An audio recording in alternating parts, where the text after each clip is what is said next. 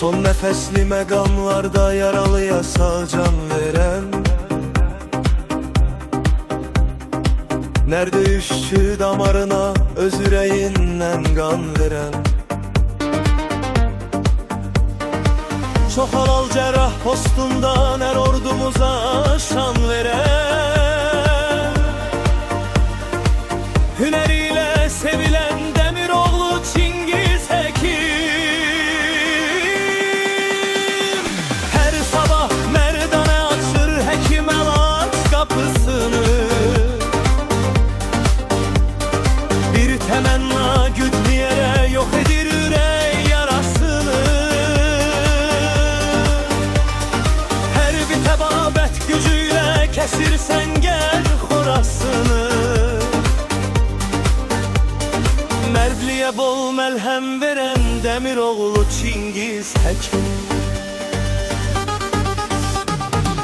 O deyir insan izzəti hər kəsin öz əlindədir.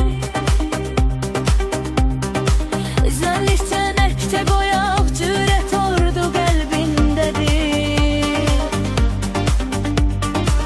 Əskərə sönməz can vermə hər bir həkim əlindədir. Tibbə cəsurluq bəxş edən Demiroğlu Çingiz Hekim. Her emelin ardından eli yardım kalp nurundan doğar. Gicgah gelpe yarasını dözümlere van sağalda.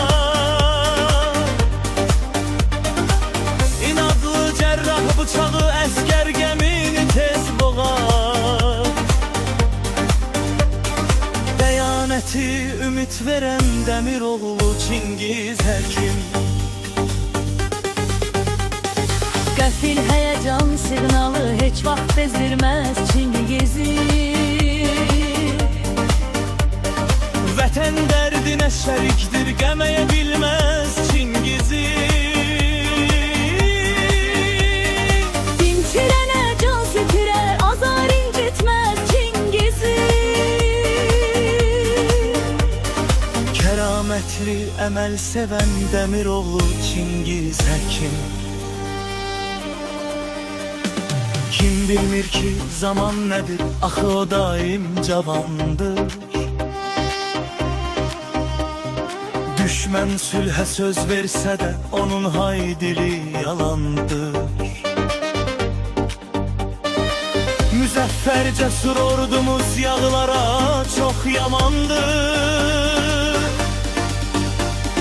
Mərd yolundan heç dönməyən Demiroğlu Çingiz Hekim.